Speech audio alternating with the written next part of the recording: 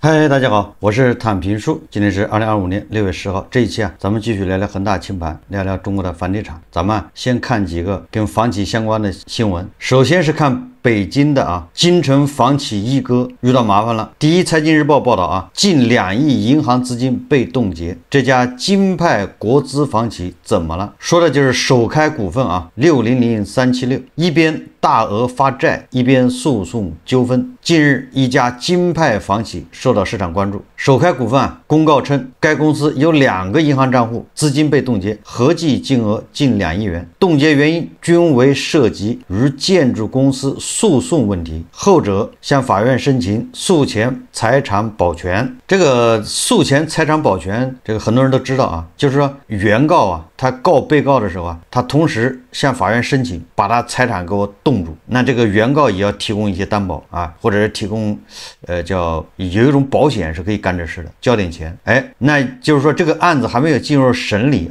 这个官司谁赢谁输不重要，原告要求先把你的财产给他冻上，官司打完，如果原告赢了，到时候就可以直接执行，免得到时候官司赢了你把钱挪跑了这个叫诉前财产保全。这个首开股份这家老牌房企目前要着手解决的麻烦远不止如此。去年该公司经历了公司发展史上极其困难的一年，销售、资金、盈利、项目拓展等方面均困难重重。曾经的金城地产一哥还有重重关卡要闯。作为北京市国资委旗下老牌房企，首开股份曾被称为金城一哥金城地产一哥在北京房地产市场处处可见首开股份的身影。该公司曾开发了回龙观文化居住区、方庄小区、望京新城等超大型居住区，也是唯一参与了奥运会、亚运会、大运会3层建设，以及国家速滑馆、国家体育馆、5棵松篮球馆建设的双奥开发企业。但是就这样的一家公司近2年来首开股份深层境况生变，不仅连年业绩亏损，诉讼纠纷也受到关注，也就是官司缠身全是欠别人钱该公司2个银行账户部分资金被冻结，分别为首开股份在建设银行北京支行的基本户、大连中美居置业有限公司在民生银行大连支行的监管户。其中第一个账户被冻结金额8235万元，第二个账户被冻结金额11622亿元也就是合计将近2个亿。冻结原因涉及昌平一建向北京市昌平区人民法院申请诉前财产保全，以及江苏江都建设集团有限公司向辽宁省大连市中级人民法院申请诉前财产保全。首开股份还披露了诉讼事项具体情况。据悉，早在2017年6月，北京市昌平一建与首开股份签订了施工总承包合同，承接了昌平区东小口镇部分工程，目前已通过竣工验收。不过因双方对工程款结算及支付存在争议，昌平一建诉至法院，请求判决首开股份支付相关款项，包括工程尾款7350万元以及欠付的工程款相关利息。另一个诉讼是2021年6月，江都建设曾与大连中美居公司签订施工合同，前者承包东港区 H10地块项目 B 区施工总包工程，目前工程已竣工验收。同样因对工程结算及支付存在争议，江都建设诉至法院，请求支付相关款项，包括支付工程款1.1亿元以及相关利息，并请求判令对涉案工程折价及拍卖款项享有优先受产权。那么首开股份难道只有这2个官司吗？显然不是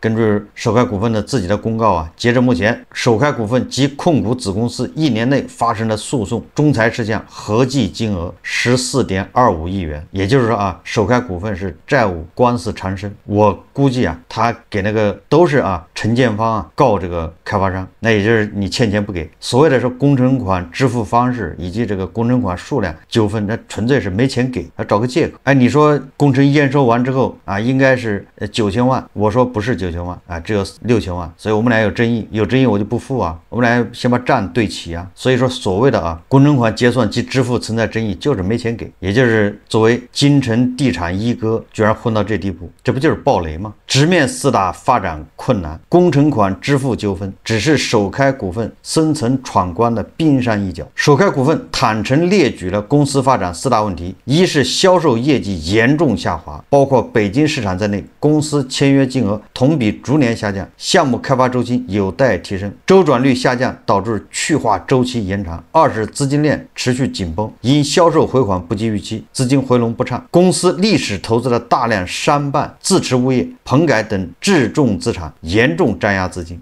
业绩下滑还加剧了融资压力，流动性问题不容忽视。三是利润下滑态势严峻，为保现金流，公司被迫以价换量，存货跌价准备计提加大，叠加高地价项目竭力，毛利率大幅下滑。第四个是业务规模逐渐收缩，当前头部企业实力雄厚，优势尽显，公司市场份额被不断挤压，拿地大幅减少，围绕主业的多元转型成效不够，尚未有效对冲传统开发业务下滑。这是北京国资委的叫京城地产一哥面临这样的困境，这是他主要在北京开发呀，那是不是也能说明北京的楼市一些状况，就是房子卖不动，人家以价换量，也就是房价还在跌。所以从这个首开股份目前这个现状，你就能看出这个作为北京市国资委的下属的首屈一指的房企暴雷，对吧？日子过不下去，4大困难，哪个困难都不好解决。第二个也说明北京的楼市什么一个情况。通过首开股份我们大概能感受到北京市房地产的一个情况。那我们再看看这个上海呢，今天有媒体报道说中铁上海局停发绩效薪酬，只发基本工资。近日，上海晚报中铁上海工程局集团有限公司发布通知称，自2025年6月1日起暂停发放员工各类绩效薪酬，仅发放基本薪酬及相关津补贴。不少建筑行业从业人员表示，自己所在公司也是几个月没发工资，行业内很多公司都是这个情况。6月9日，中铁上海工程局一工作人员回应称，文件上写得很清楚，暂停发放是因为公司正常薪酬改革，并不是不发绩效薪酬，大家也不必要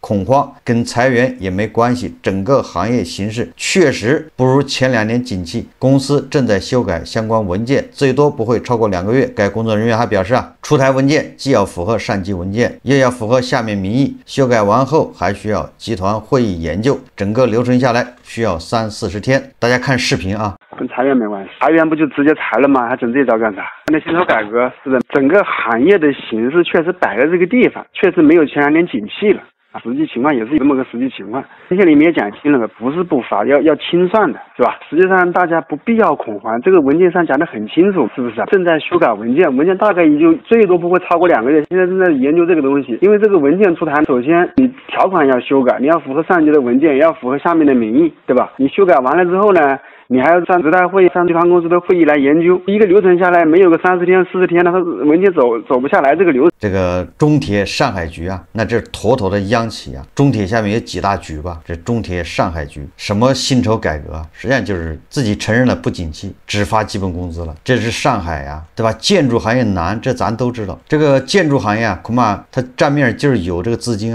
也都是应收账款，都是别人欠的钱，也就是他们的现金流状况更糟糕。房企嘛，它好歹还可以去卖房子，想办法打折，想办法这个再到银行去忽悠一下保交楼。这个建筑行业，那你说怎么办？你只能跟这房企要跟政府要钱，你赶紧把那个应付的钱付给我，但人家没钱给所以建筑行业里面欠薪的很普遍中铁上海局居然也出现这个情况这就叫一叶知秋也符合蟑螂定律对吧？你家里发现1只蟑螂的时候，恐怕蟑螂已经满地爬了，只是看不见，晚上它就出来了。也就是上海是不是还有其他的这个建筑企业也是面临困境？北京的对吧？房地产一哥首开股份现在是债务缠身，连银行账户都被人查封了，冻结。中铁上海局发不出工资，只发基本工资。那深圳呢？深圳的房产一哥是万科那也是深圳国资委的，现在是在输血，疯狂输血，120多亿还要输血。北上深现在什么情况？这房企是在 ICU 病房等着救，房企的上下游也在等着救。第二个说明什么呢？说明当地的楼市恐怕不像中介啊说的那么好，这个房地产的危机啊还在向深入发展，对吧？已经到这个一线城市啊，北京、上海、深圳，哎，这恐怕也是最后的堡垒啊，纸包不住火啊。我们再看一条新闻啊，又一家信托啊被房企坑了，说的是哪家呢？是光大信托被知名房企叫祥生地产集团，对吧？祥生已经爆雷了，涉及光大信托5.3亿贷款。近日，一则祥生地产集团有限公司债权转让在某产权交易平台挂牌推荐消息引起金融圈的围观。转让方只说是某信托，祥生地产是债务早已爆雷的一家浙系民营房企，上述债权已是摆了有很一段时间不良资产。上述信托公司不愿意透露自身的名字。2024年6月中旬，祥生地产上述不良债权涉及本金4.23亿元，债权利息1.1亿元，总债权5.34亿元。另据悉，该信托贷款已于2022年陆续到期，已进入诉讼程序。另据披露，2024年6月启动诉讼，预计2025年5月份可获得一审判决。作为上述4.1亿贷款的这个征信部分，阜阳某置业公司100%的股权质押，合肥某企业管理咨询公司30%股权质押，以及位于安徽省阜阳市城南新区祥生项目用地8万方抵押以及项目资产抵押，距阜阳市政府5公里。另外，祥生阜阳项目基本完工，有1栋洋房、60套别墅、30余套高层、42套商业未售。推荐方还强调说，该底层资产均属可尽快销售的流动资产。经多方查询获悉，上述阜阳某置业公司就是阜阳祥生置业有限公司，唯一股东就是合肥邵阳企业管理咨询有限公司。2021年6月中旬起，合肥邵阳将阜阳祥生企业全部出资5000万元资本金质押给光大信托。更重要的是，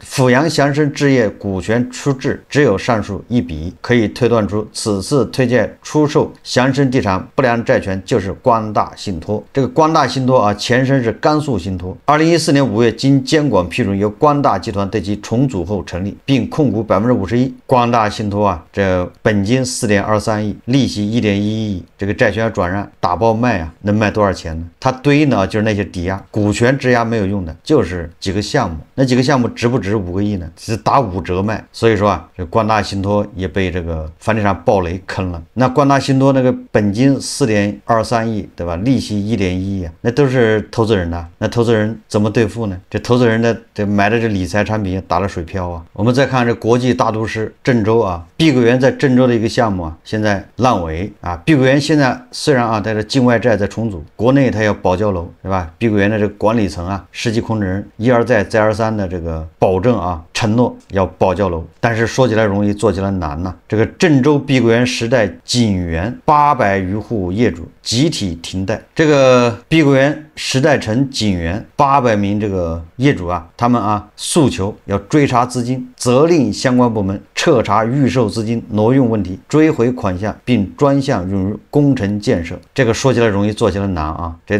烂尾楼的业主都有这想法，是吧？我把钱已经放在那儿了，你们把钱找回来，对吧？开发商到底把这钱挪哪儿去了？8个缸5个盖子的5啊，对吧？这第一个把钱给我找回来，你这怎么可能呢？不知道流哪儿去了。第二个啊是要问责，对吧？要问责银行，对违规放贷监管失职的银行依法追责，暂停业主还贷义务，直至房屋交付。你不是这个预售资金监管吗？你这房子没盖好，你怎么把钱就给这个开发商付出去了？所以要问银行的责任。说若上述诉求未在2025年6月30日前得到满足，全体业主将在2025年6月30日起强制停止偿还个人住房按揭贷款，直至项目竣工、验收并交付。由此产生的贷款逾期、征信影响等后果，由以下责任方共同承担啊。责任方是1开发商、2贷款银行、3监管部门。开发商是挪用资金拖延工程，贷款银行是违规放贷监管失职，监管部门是未履行预售资金监管职责。我在以前就说过了啊，保交楼越往后啊，这个越是硬骨头，就是越难保，对吧？能保的这2年差不多也就保完了，所以越往后啊，恐怕就是这个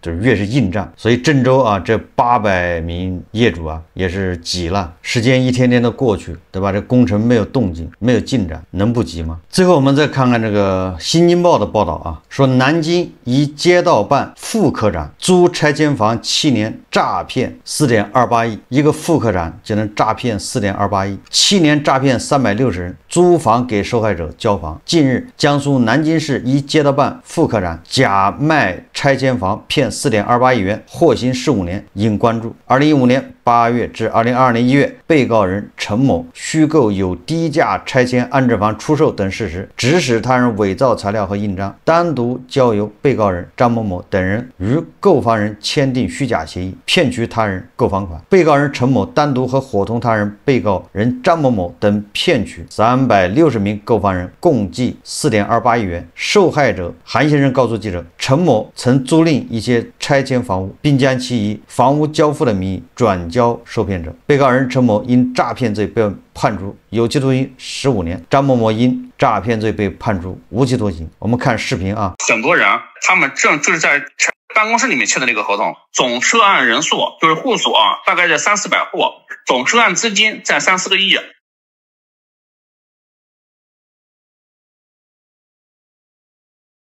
当时呢，浦口区街道有那个拆迁安置房嘛，就对那个当地的中介机构说，那个政府回收了这个房子，就是说有的人用货币补偿，有的人拿房子，政府也不可能要这个房子呀，就是说把这个房子就是全部再次卖给就是需要的人，然后就是全款购买，公章都正常盖。当时南京它是有一个限售政策。限购政策就是好多人就是说买不了，就是没有这个资格买这个房子，然后他们说那个直接更改这个协议嘛，然后改成那个这个拆迁的，就直接就是下来之后产权名字直接是他的，就不存在是购房就是限购的这个政策直接就规避掉了。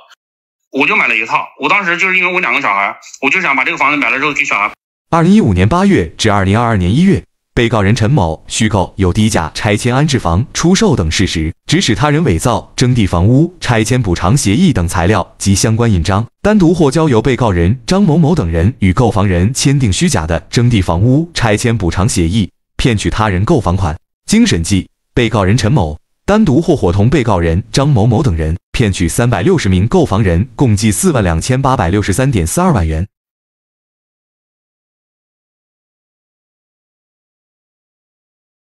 他还用了个就是在外面租的房子，然后进行交付给我们，然后我们进行装修。装修了之后，然后现在我们跟那个原房主就是进行打官司。事情爆发之后才知道这个房子是租的，所以说我们现在就跟那个原房东在之间就是又有一个纠纷，就是一个房子的就是一个装修的一个费用的问题。陈某因诈骗罪被判处有期徒刑15年，处罚金500万元；张某某因诈骗罪判处无期徒刑，没收个人全部财产。另有一名房产中介公司法定代表人因诈骗罪被判处有期徒刑13年，处罚金200万元。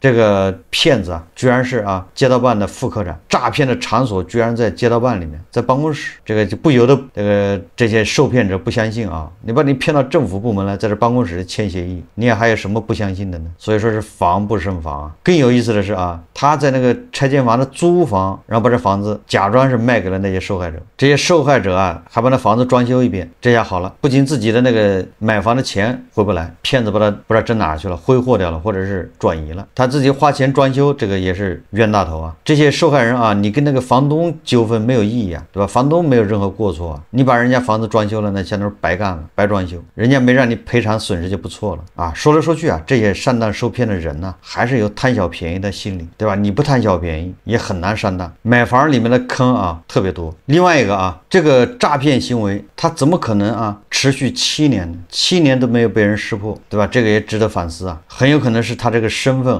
给他提供了最佳掩护让人不得不信。所以他这个案子还要往深里查一查。一个副科长能有这么大的神通吗？是不是背后还有保护伞？是不是有人给他保驾护航？要不然他这么一个不高明的骗局怎么能搞7年呢？好，这期节目我们就聊到这里，感谢大家收看。如果喜欢我的节目，欢迎订阅转发，也可以在下方留言评论，谢谢大家。